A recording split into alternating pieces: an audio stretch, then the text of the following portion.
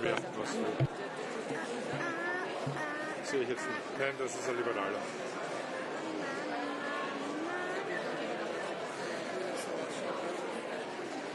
Naja, ich finde der Pass gut. Schaut fast, das haben sie den Ton weggesetzt aus der ersten Reihe. Der hat sich hingesetzt.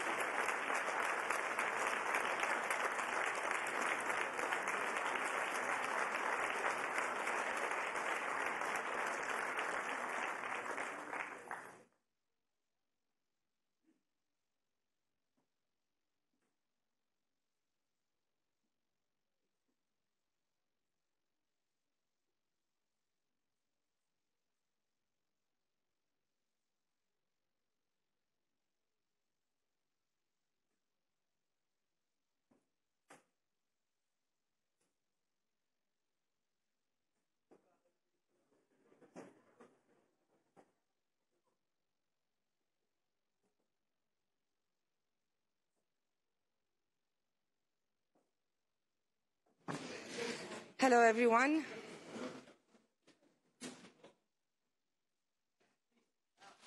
Hello, everyone. I'm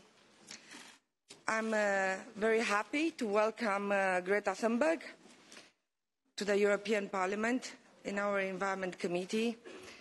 I would also like to welcome the Secretary of State, Madam Chot, from the Romanian presidency, our team here, members of the European Parliament, and particularly acknowledgement of the presence of Madame Corazza Bildt, who is the coordinator for children's rights in the European Parliament. This is our last plenary and last meeting of the Environment Committee before the May elections, and we could have not concluded our work in a better way than by having with us such an inspiring young advocate of the climate cause as Greta is. There is hardly any need for a detailed introduction of Greta, who is already widely known on many levels. So I would like to start by thanking her for her unfailing commitment to the topic of climate change and for having accepted the Parliament's invitation to come and share her views in what has been and will continue to be one of the most important topics of our legislative work, and with no doubt one of the most important topics of the elections for the European Parliament lying ahead of us. Greta has travelled a great distance on a train from Sweden during her school holiday to be here with us today, which is by itself already sets an example of her commitments and her beliefs.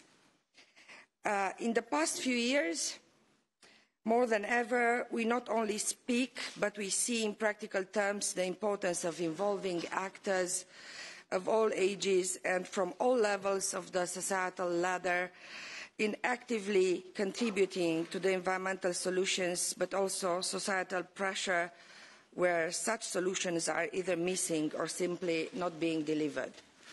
For us in the European Parliament, we know our work.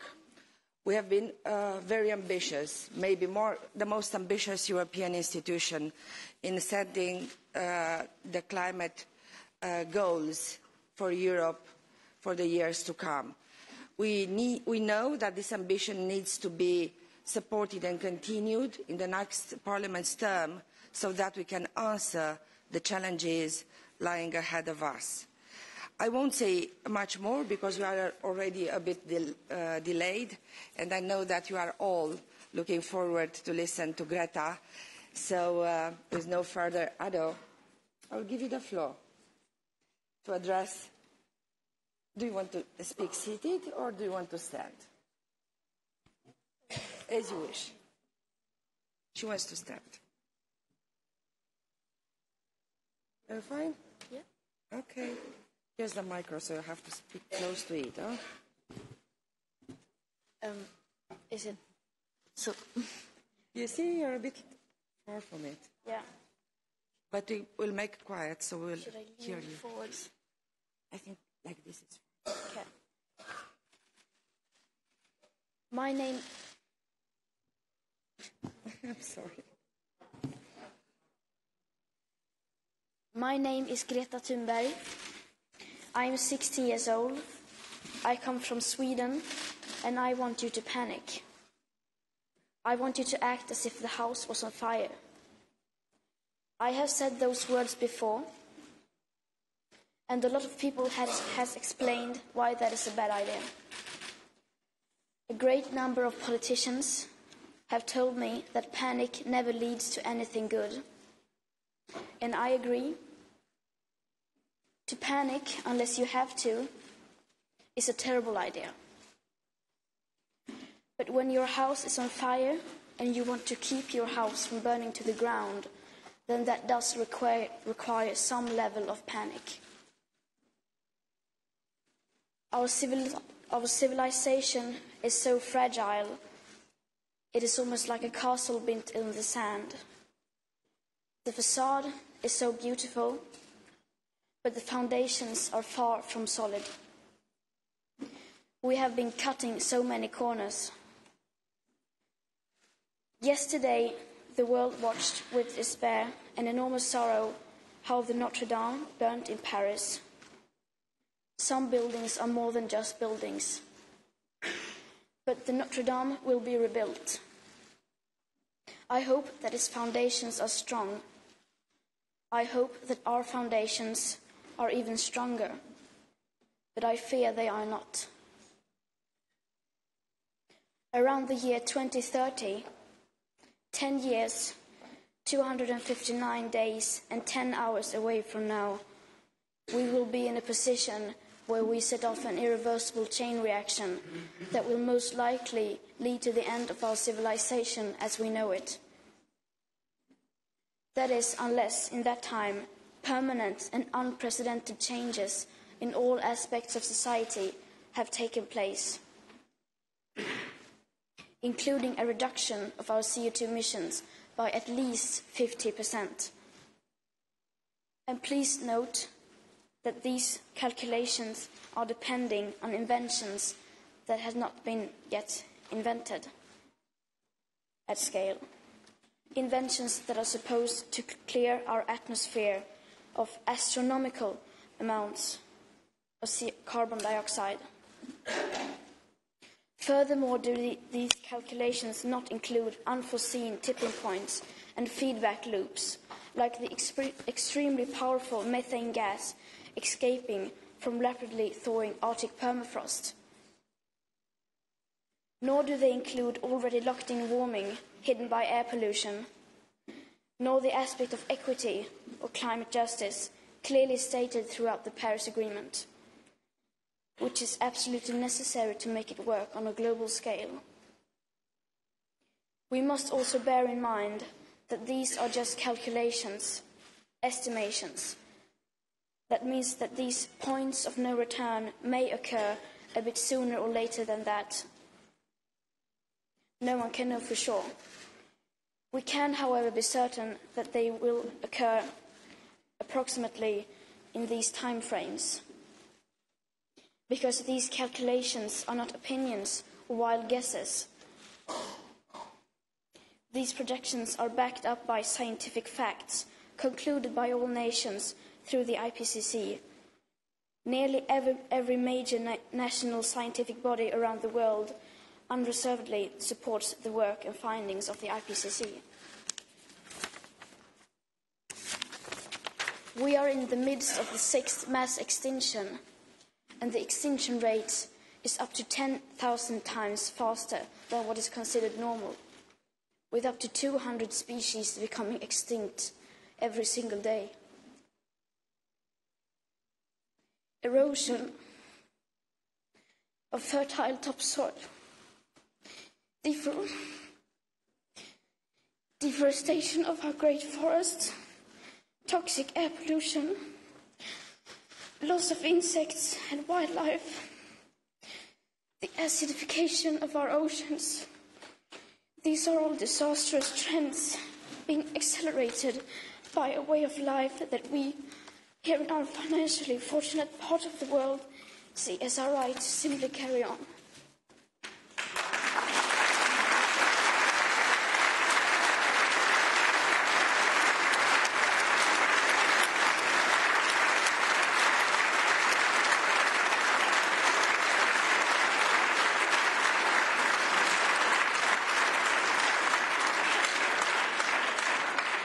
But hardly anyone knows about these catastrophes or understand how they are just the first few symptoms of climate ecological breakdown. Because how could they? They have not been told. Or more importantly, they have not been told by the right people and in the right way. Our house is falling apart, and our leaders need to start acting accordingly, because at the moment they are not. If our house was falling apart, our leaders wouldn't go on like you do today. You would change almost every part of your behavior, as you do in an emergency. If our house was falling apart, you wouldn't fly around the world in business class chatting about how the market will solve everything with clever small solutions to specific isolated problems. You wouldn't talk about buying and building your way out of a crisis that has been created by buying and building things. If our house was falling apart, you wouldn't hold 3 emergency Brexit summits and no emergency summit regarding the breakdown of the climate and environmental.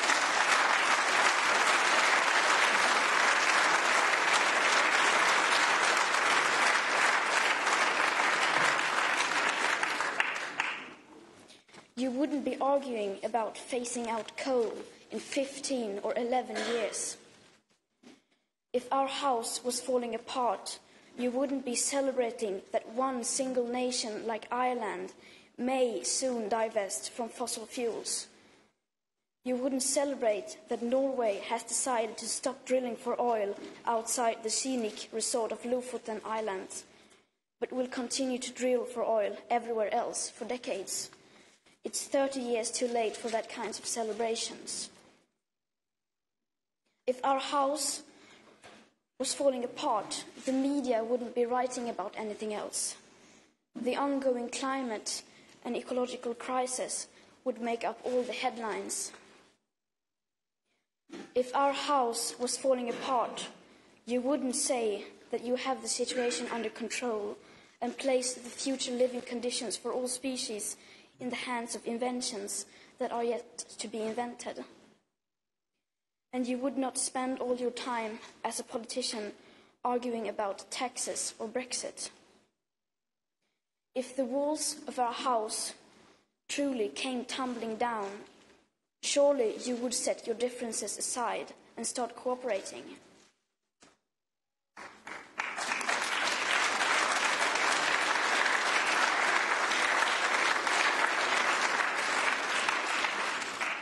Well, our house is falling apart, and we are rapidly running out of time, and yet basically nothing is happening.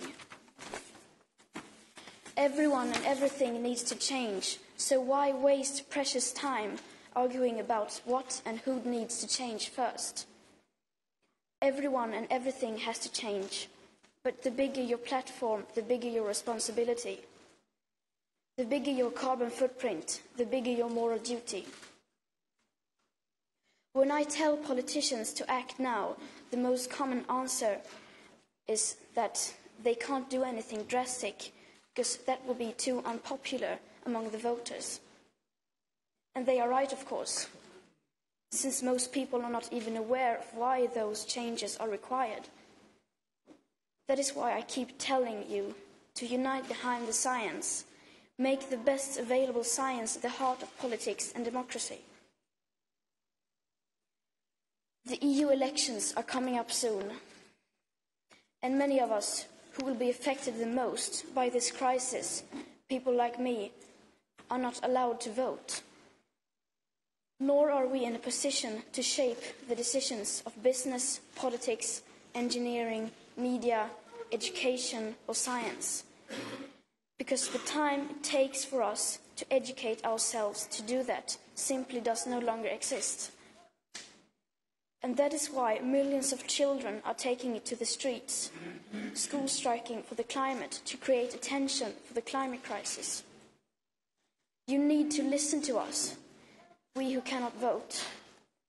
You need to vote for us, for your children and grandchildren. What we are doing now can soon no longer be undone. In this election, you vote for the future living conditions for humankind. And though the politics needed do not exist today, some alternatives are certainly less worse than others. And I have read that some parties do not even want me standing here today because they so desperately do not want to talk about climate breakdown.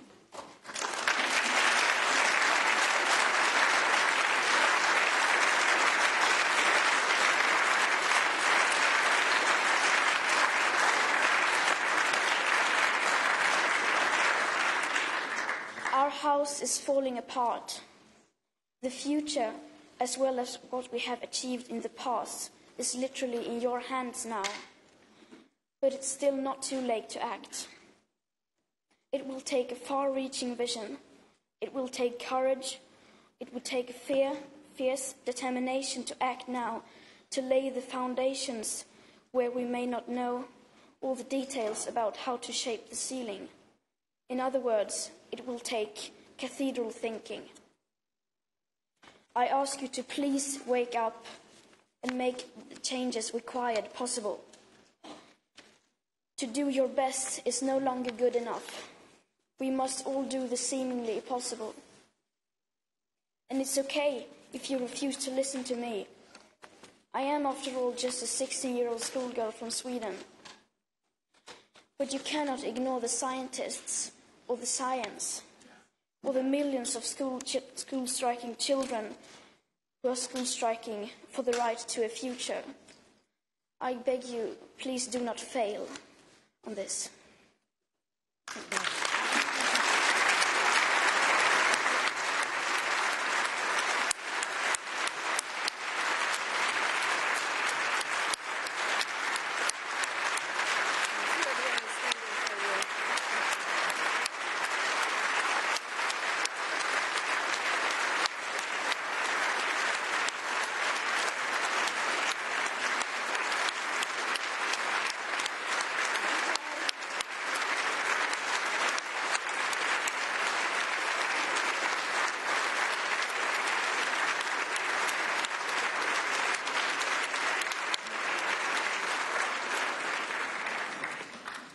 Thank you very much, Greta, for your very inspiring words. It's not the first time we are listening to you, and we find your courage and your words right to the point very inspiring for young and older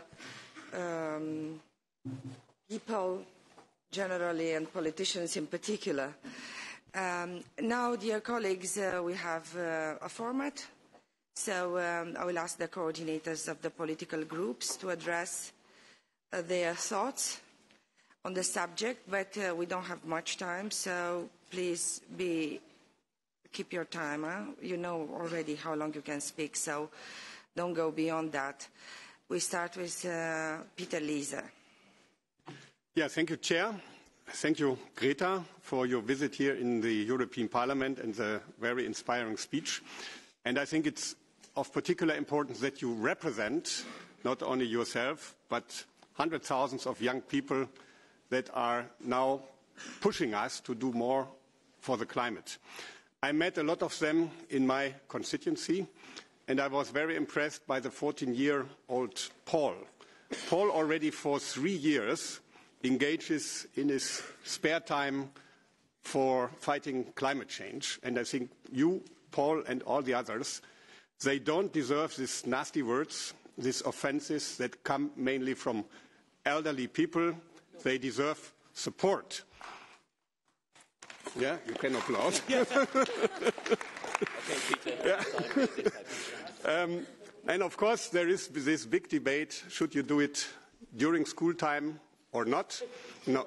I was also during my school time asked even by my teacher to go on the street and to fight for the support for private schools in Germany, and I did so, and I think what you are doing is much more important. So I will not hide my position. In the long run, of course, it should be done also outside the school time, but this is not the topic. And even in school, you get not a very good degree if you only speak about what is not the topic. The topic is climate change. And climate change is probably the biggest challenge for our political generation.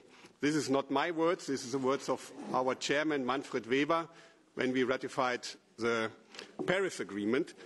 And that's why we need to do something, we need to do much more.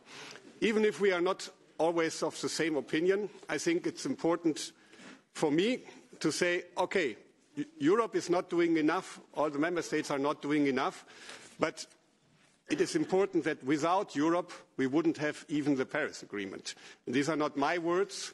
These are the words from Todd Stern, the former chief climate advisor of President Barack Obama.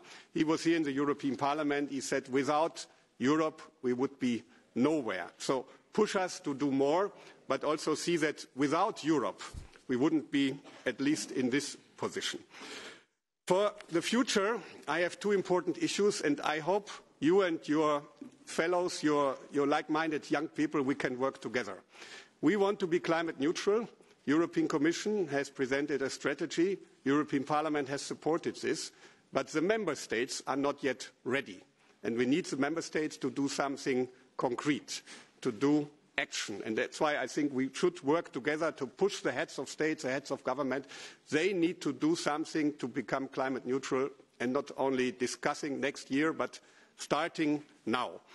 And the second point, which is very close to my heart, and which I'm addressed in my constituency by school children every week. Why is aviation not doing more to help our climate? It is completely unfair that when you go by train, when you go by bus, you pay a lot of taxes and fees. And when you go for aviation, aviation has only to contribute 15% under the emission trading. 15%, 85% of the allowances they get for free.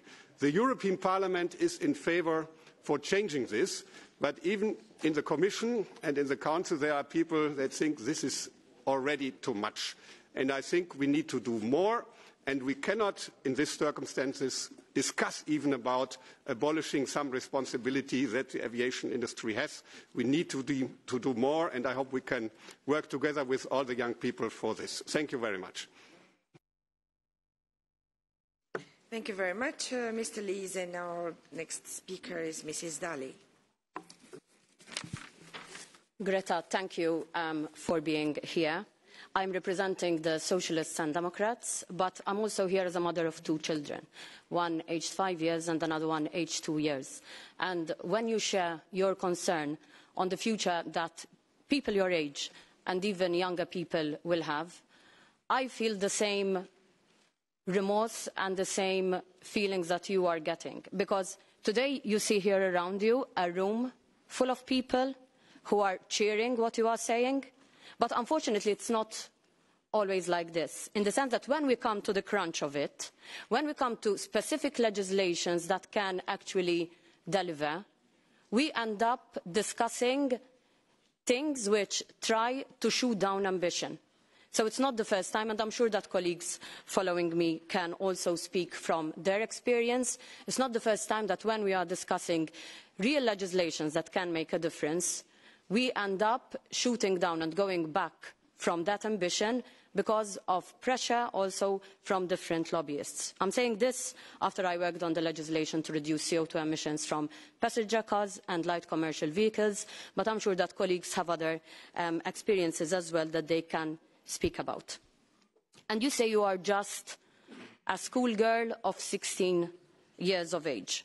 I come from Malta, the smallest island state in the European Union, and it's not about the age or where you come from, but it's about the determination to actually make a change and actually push for that change to happen.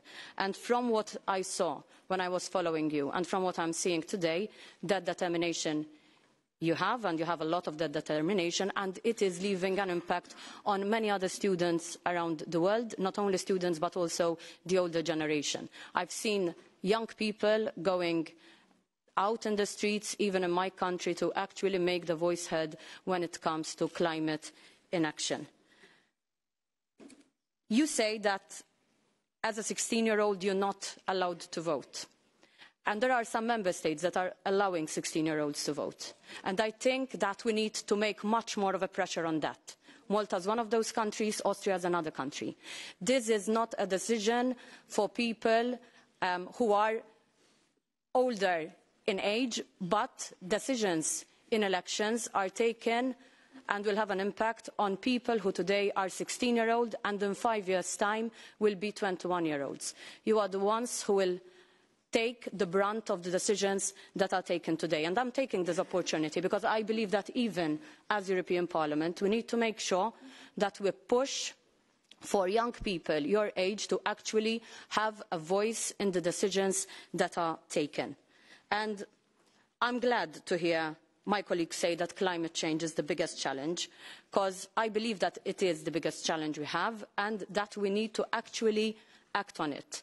And if I may, away from the camera lenses and the camera flashes that we are seeing today, I wish like we all realize that this is not only about words, but it is about action, because if we do not care of our planet, we will not have economies to take care of or jobs to take care of. And I'm saying this because many times we hear also leaders of countries within the European itself making nice speeches but then not actually acting upon those speeches. And my colleague was quoting some different people. I would like to close off with a quote you said recently, because it is a quote that remained impressed in my mind. You said we must hold the older generations accountable and they cannot continue risking our future. We need to get angry and then we have to transform that anger into action.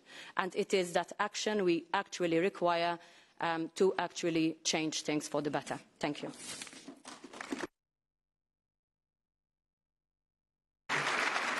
Thank you.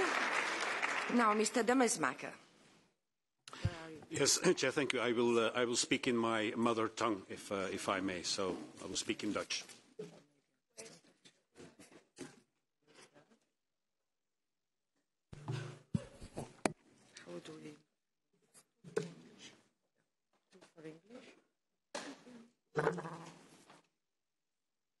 Ja, ik vertegenwoordig de ECR-groep hier. Ik ben zelf ook vader en grootvader. En ik heet u namens onze groep ook van harte welkom in het Europees Parlement. En u hebt wat in beweging gezet. Duizenden jongeren die zich enthousiast en gedreven inzetten om de globale strijd tegen klimaatverandering. Ook in mijn eigen land komen duizenden jongeren op straat in Vlaanderen. En ik verwelkom het engagement van de jeugd van harte. Al keur ik het spijbelen niet helemaal goed. En mijn eigen politiek engagement startte ook vanuit een bezorgdheid voor ons leefmilieu. Onder het motto Groen en Vlaams startte en voerde ik vanaf de jaren 80 actie. En dat engagement blijft meer dan 30 jaar later ook overeind. Een mens is natuurlijk beperkt. Hier in het Europees Parlement heb ik de voorbije 5 jaar actief meegewerkt aan bescherming van natuur en biodiversiteit, de omschakeling naar een kringloopeconomie en een verantwoord beheer van plastic in onze samenleving. En er is de voorbije jaren stevig werk geleverd. Een heel wetgevend klimaat- en energiepakket is klaar. Deze week stemmen we nog over de allereerste CO2-normen voor nieuwe vrachtwagens en het nieuwe LIFE-programma voor natuur en biodiversiteit. En mijn leidraad is altijd geweest om economie en ecologie te verzoenen door ambitieus en realistisch te zijn. Want alleen zo boek je vooruitgang in de echte wereld. Mijn partij, mijn groep wil voluit inzetten op een ecologische transitie binnen het kader van innovatie, van vooruitgang en van groei. Ons beleid moet inderdaad niet alleen de planeet en het klimaat beschermen, maar ook de jobs. En de echte sleutel ligt bij menselijke innovatie, creativiteit. Bij ons vermogen om onszelf heruit te vinden, om ons aan te passen. Ik ben daarvan overtuigd en daarvoor hebben we onze jongeren net heel erg nodig. Om mee oplossingen te bedenken, om de omschakeling naar een circulaire en koolstofarme economie mee vorm te geven en uit te dragen. En net daarom betreur ik echt het defaitisme in het discours en het idee dat er geen toekomst meer zou zijn. Want elke dag werken mensen aan oplossingen en vinden mensen ook oplossingen die kunnen bijdragen in de strijd tegen klimaatverandering. Onlangs ontwikkelden wetenschappers van de Katholieke Universiteit Leuven in mijn eigen land een zonnepaneel dat groene waterstof uit de lucht haalt. Dit is slechts één van de vele voorbeelden. We hebben oplossingen nodig die werken. En daarom moeten we met een open blik verschillende technologieën een kans geven. Ik denk dan bijvoorbeeld aan het aandeel van biotechnologie, het aandeel van kernenergie in de energiemix. De EU speelt vandaag een voortrekkersrol in de strijd tegen klimaatverandering en dat is goed. Maar een globale uitdaging vraagt ook globale inspanningen. De EU kan het probleem niet alleen oplossen, daarvoor hebben we bondgenoten nodig. En ik hoop van ganser harte dat de jongeren ook de kracht van innovatie en menselijk vernuft omarmen en die boodschap ook globaal mee uitdragen. Thank you. We need to stick to that time so that everyone can speak. Huh? Thank you very much. Next speaker is Mr. Torvalds. 3 minutes, Mr. Torvalds. You can keep your headphones on because I'm going to speak in Greta's native tongue. Hej Greta, välkommen till parlamentet. Det skulle vara lite roligare om jag hette Hans, för då kunde vi vara Hans och Greta som går ut i den stora skogen och försöker göra livet surt för det där för miljöförändringens stora och hemska häxa. Men dessvärre så heter jag inte Hans, jag heter Nils, jag kallas Nicke och jag kommer från Finland, vilket du antagligen hör på mitt sätt att tala svenska. Jag talar vad man i Sverige brukar säga lite muminsvenska. Du har kommit på många sätt till rätt ställe. Därför att om det någonstans i Europa finns en institution som faktiskt försöker göra livet annorlunda när vi talar om miljö och klimat, så är det här huset. Det är vi som kommer att fatta alla viktiga beslut också i framtiden. Det är vi som kan förverkliga den målsättning du talade om här än tidigare. Jag brukar ibland säga att jag är inte här så mycket för min egen skull. Jag är kanske mer här för mina barnbarns skull. Jag har 3 barnbarn som är lite äldre än du och jag har 3 barnbarn som är lite yngre än du.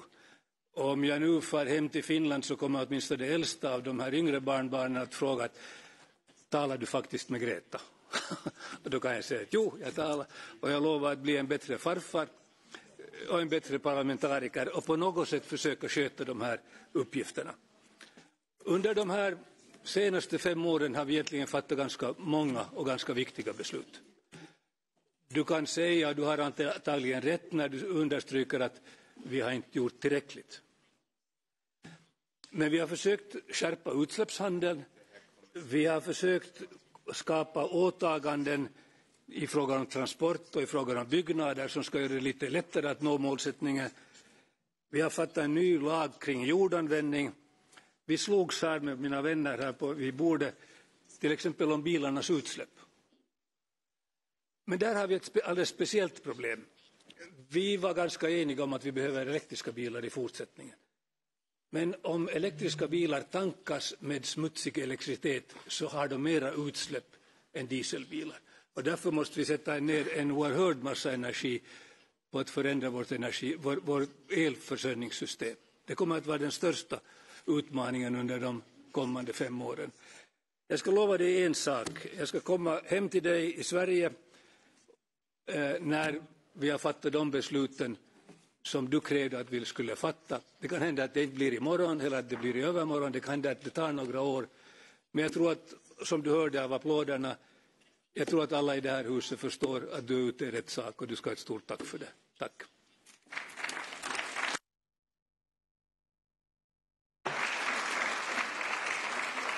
Thank you very much. Next speaker is Mr. Eickhout. Welcome, Greta Thunberg, and thank you. I know you hate it when politicians thank you, but for one thing I really want to thank you is that we know that the upcoming elections will be about climate change. Today another poll was released indicating that a big majority of European citizens, for them to go to the voting booth for the European elections, will be on the basis of climate change. And this is really partly because of all your great work and all the students and the Fridays for Future. And that is something that we have to thank you for, certainly coming from a Green Party where we've been fighting this issue for a long while and not always been as successful as you would have liked to see. And maybe that is now I can turn to my colleagues. And of course I could now turn very cynical in looking at the past, in all the different votes that we had, all the different discussions we had, and I didn't notice that urgency that much as we see it today in the room. But maybe it's better to look forward, with all of us here. When we are, in July, going to vote on the new president of the European Commission, and a lot of you will come back, everyone hopes. I hope that everyone will remember this day, when we were applauding Greta Thunberg for her speech, talking about that the world is at stake. But that also means that we have then to look at the programme of the new European Commission, whether they really want to change policies.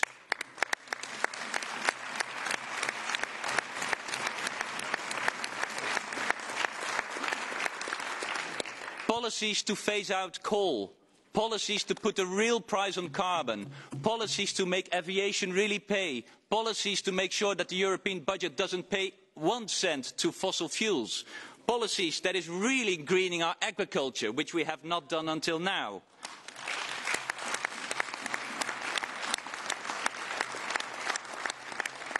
And thank you for the applause, but I want your vote on that programme of the new President of the European Commission in July, because then only that applause really means something.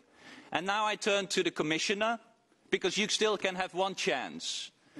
In September, you will go to New York, to the UN Summit on climate change. Today is a good moment. You can promise that you will go to New York, where you will promise to say Europe will increase its climate target for 2030. Are you going to do that? And for the presidency,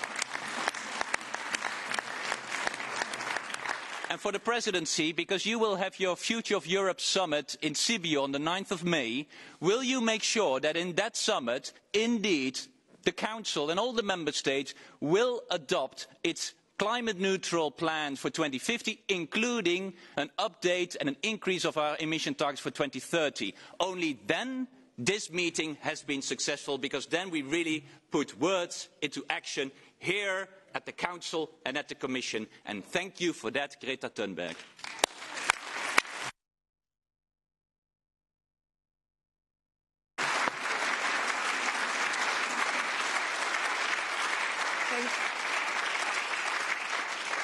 Thank you, Mr. Eickhout. Now for 3 minutes, Madam Boylan.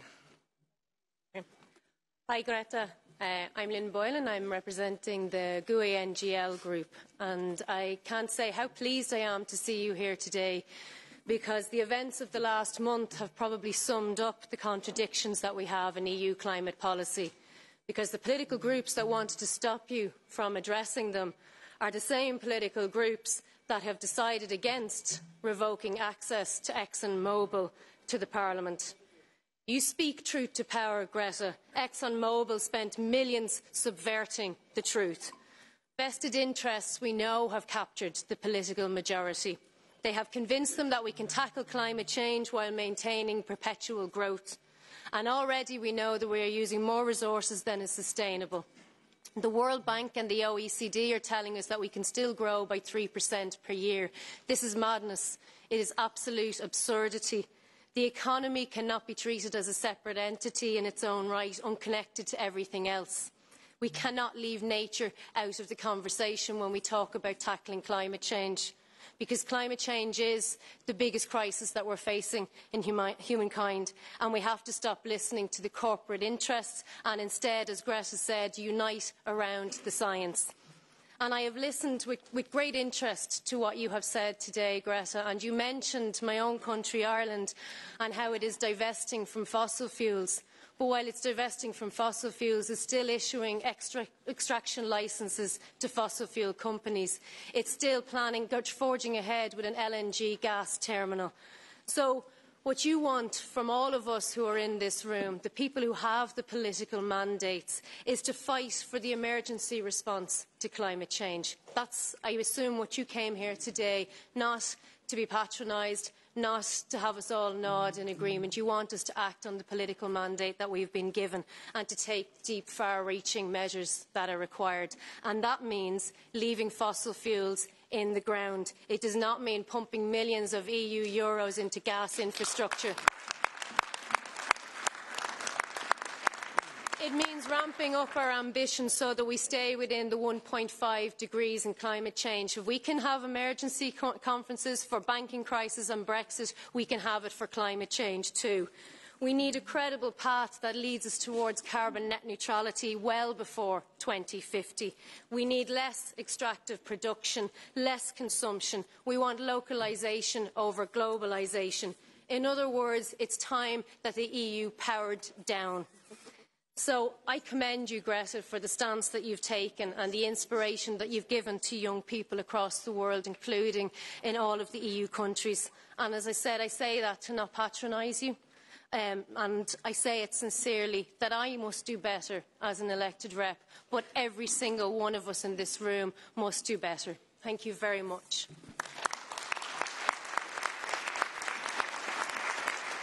Thank you very much. Now, Mr. Pedicini, just 2 minutes. Grazie. I will speak in Italian, so put on your headphones. Bene, grazie Greta anche da parte mia e grazie davvero per il tuo contributo. Grazie anche a chi ha avuto questa geniale idea di coinvolgerti per porre l'attenzione sul tema dei cambiamenti climatici come forse mai sia stato fatto in passato. Mi dispiace soltanto constatare che questo ruolo abbia dovuto averlo una ragazza, che invece dovrebbe semplicemente vivere la sua vita di ragazza, anziché impegnarsi per tutti quanti noi. Voglio dirti soltanto una cosa molto semplice. Io credo che il male di questo mondo non siano i cambiamenti climatici. Il male di questo mondo è la falsità. Molti dei grandi che vedi in questa stanza sono pronti ad applaudirti e forse sono anche pronti ad alzarsi nuovamente per una nuova standing ovation, ma non hanno mai fatto nulla per impedire che fosse una ragazza ad occuparsi dei cambiamenti climatici. Per ottenere quello che dici tu, per essere presi dal panico, bisognerebbe avere un coraggio che io qua ho visto soltanto in alcuni. Bisognerebbe combattere contro i petrolieri, bisognerebbe combattere contro i signori dell'incenerimento, combattere contro i signori delle automobili, combattere contro i signori dei rifiuti. E io credo che onestamente queste sono battaglie da grandi, magari meno falsi di quelli che vedi qui, ma da grandi. Noi non possiamo addossare questa responsabilità ad una ragazza che invece dovrebbe poter vivere la sua vita di ragazza come tutte quante le altre. Perciò ti ringrazio davvero tanto. Thank you, Mr. Pedicini. Madame Mella, 2 minutes. Merci, Madame la Présidente. Comme souvent dans la vie humaine, des excès dans une direction sont suivis d'excès dans une direction inverse. Aujourd'hui, la prise de conscience par votre génération, mademoiselle, des dégâts provoqués et tolérés par les générations précédentes est une excellente chose. C'est même indispensable. Mais le refus de supporter une situation dangereuse liée à un siècle d'hyper-industrialisation et d'agriculture intensive, toujours à la recherche de profit, au mépris du principe de précaution, ne doit en aucun cas s'accompagner d'excès inverses. En un mot, soyons enfin sérieux. L'indignation en matière d'environnement, c'est-à-dire notre vie quotidienne, n'autorise pas tout, bien au contraire. Elle impose de mesurer ses propos, de parler sur des bases scientifiques, fiables, reproductibles et évaluées. Elle ne peut s'appuyer sur des phrases chocs qui n'ont d'autre fondement que celui de l'émotion.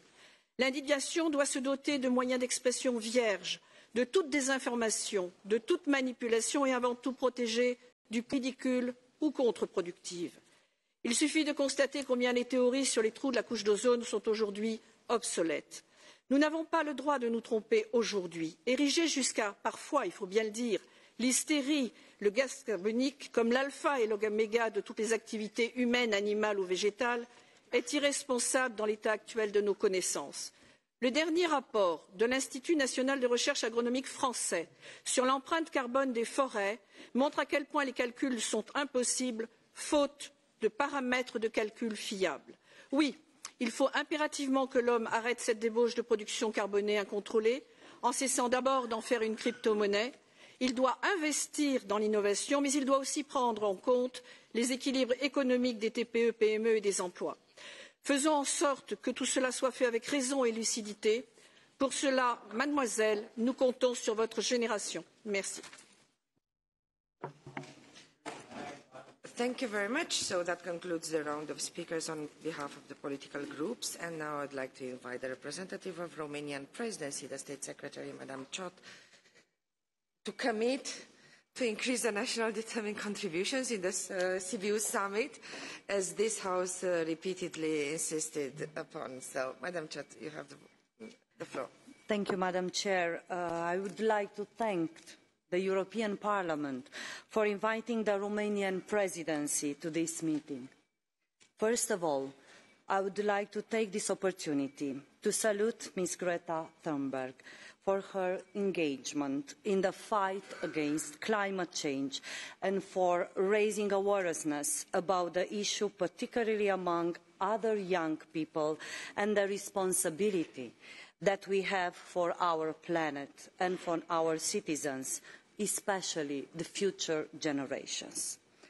More than just launching a movement and inspiring a generation, you are also awakening the consciousness of older generations, including the parents, teachers, politicians, and decision makers of this world. We are all aware of the scale and urgency of the challenges posed by the climate change. We are already witnessing the devastating impacts on climate change all over the world. And yet, as Greta has pointed out many times, action to prevent irreversible and catastrophic climate disruption remains insufficient. This was unequivocally confirmed by the IPCC special report, Global Warming of 1.5 degrees Celsius. Without stepping up global climate action, global average temperature increase could reach 2 degrees Celsius soon after 2060 and continue rising afterwards. It is therefore urgent to strengthen the global response to the threat of climate change, and the European Union is determined to help raise a global action and lead the way. At the meeting of the European Council last month, our heads of state and government reiterated the EU's commitment to the Paris Agreement. The European Union, with its present ambitious policy framework, continues to lead the way on climate action. It is broadly on track to achieve its 2020 greenhouse gas, renewable energy and energy efficiency targets. It has also agreed on ambitious targets for further reducing its greenhouse gas emissions by 2030, and those targets have now been translated into EU legislation. In particular, those laws will ensure continued emission reductions in the industrial and power sector and ambitious binding national reduction targets for all EU member states in other sectors, such as buildings, transport and waste. Combined with other sectoral policies, for example, concerning the development of renewable energy, energy efficiency requirements and carbon dioxide emission standards for motor vehicles, this guarantees that the EU will achieve its 2030 targets of reducing its greenhouse gas emissions by at least 40% compared to 1990, and thus also fulfil its nationally determined contribution to the Paris Agreement. With a view to the preparation of the EU's long-term strategy, the Council is currently discussing a communication presented by. In the communication, the Commission analyses various scenarios for long-term emission reductions. Those pathways would achieve greenhouse gas emissions reduction ranging from 80% to 100% within the EU by 2050. The communication is actively debated within the Council. The Romanian presidency wishes to enable as broad and comprehensive debates for all relevant sectors: environment, energy, transport, industry and competitiveness, agriculture and finance. The ministerial debates held so far have highlighted the fact that there is a shared recognition of the need for action. The European Council has also emphasised the importance of the EU submitting an ambitious long-term strategy by 2020, striving for climate neutrality in line with the Paris Agreement. Moving toward a low-carbon economy will require major changes. We need to be managed carefully in order to ensure that the transition is a just and socially balanced way for all. The Council We will continue and intensify its discussion on the long-term vision.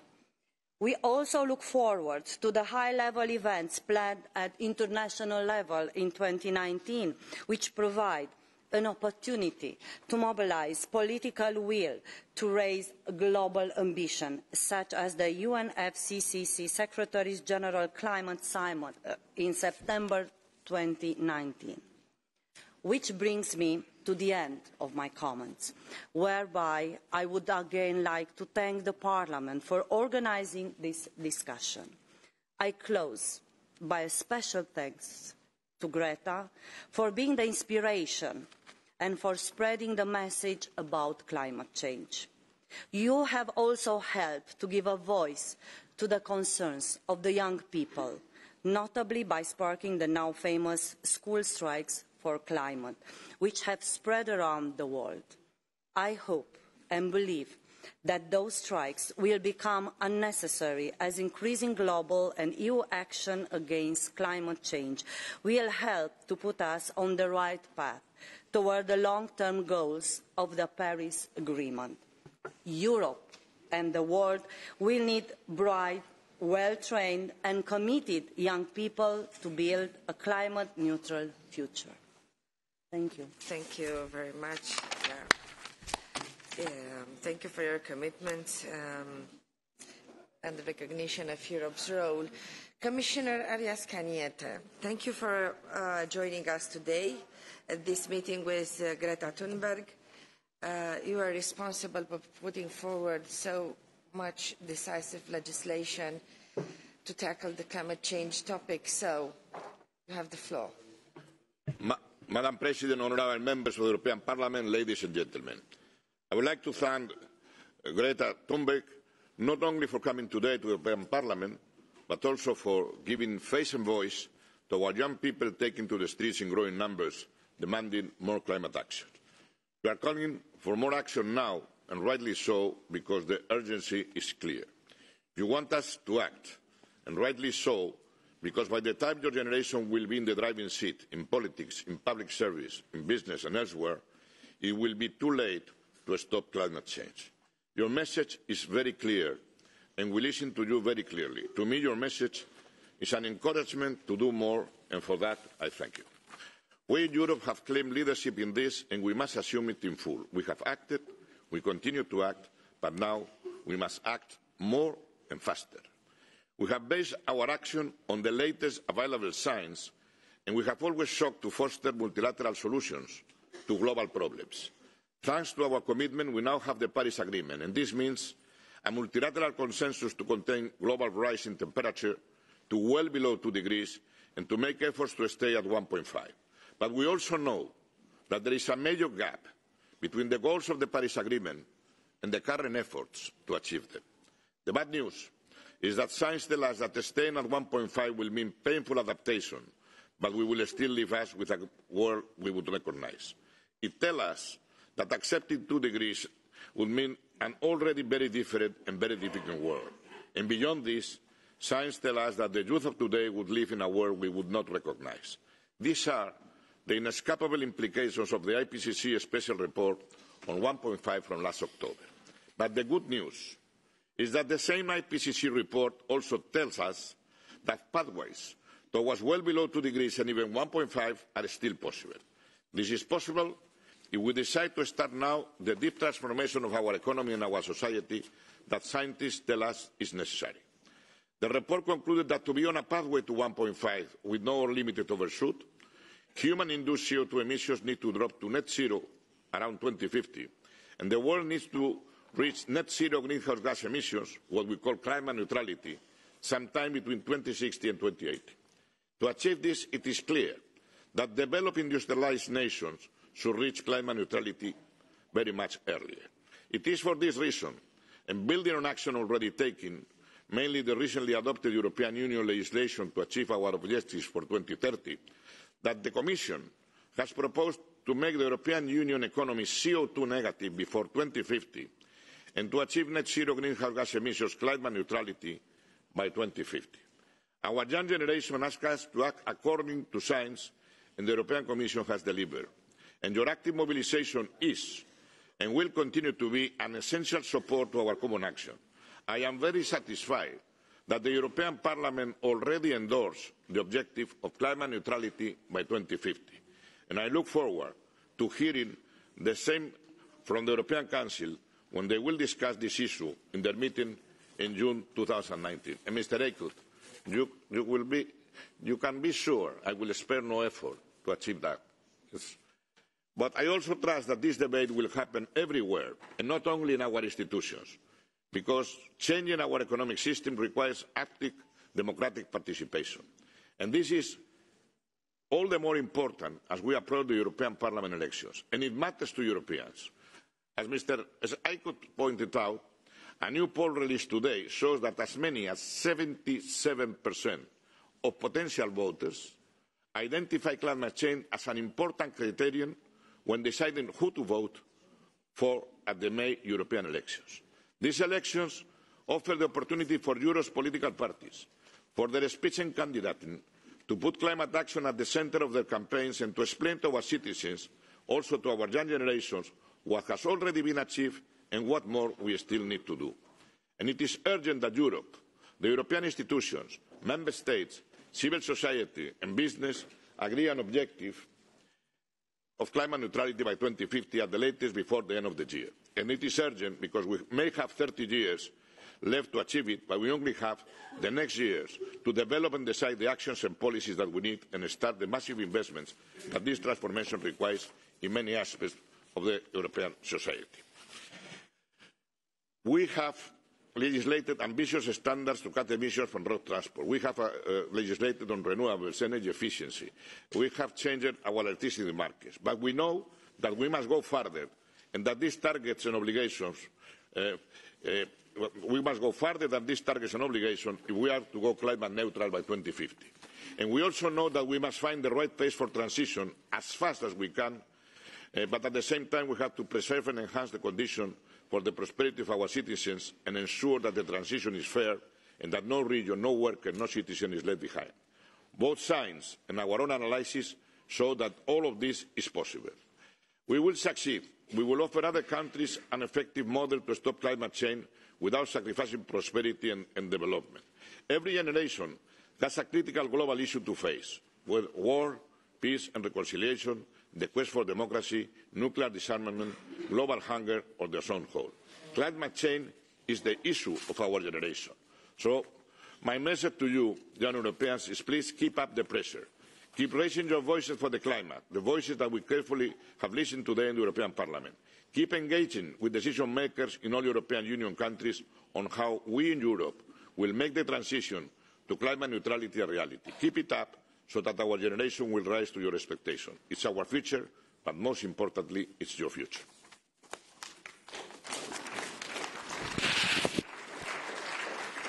Well, thank you very much to all of you for coming to our last environment meeting. It was really spectacular, and I think it's the right way to finish a very hard and important work we had in the Parliament in this mandate.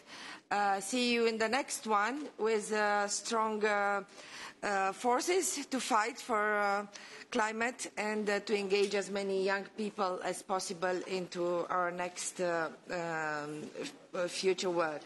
Thank you, Greta, for coming, and good luck with your endeavors.